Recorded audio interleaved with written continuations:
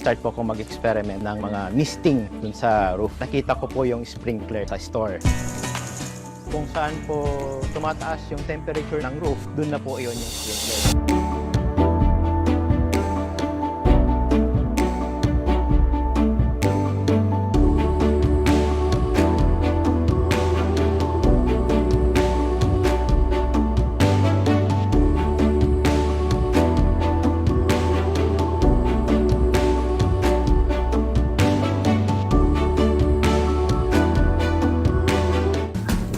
Bukas ng roof sprinkler. From 31 to 34 lang po yung reading na temperature sa loob ng kwarto. Sa roof naman po, from 45 hanggang 32 na po.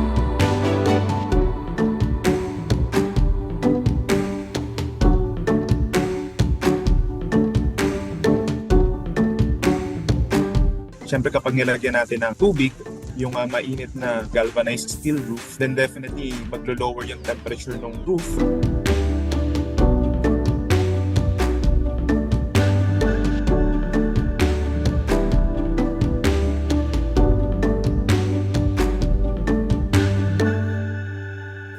Transfer yung heat from the roof papunta dun sa tubig na galing dun sa garden sprinkler. Siyempre yung tubig na yun bababa siya dito sa lupa. Yun yung principle kung bakit nababawasan yung init ng roof and eventually nababawasan yung init ng loob ng bahay.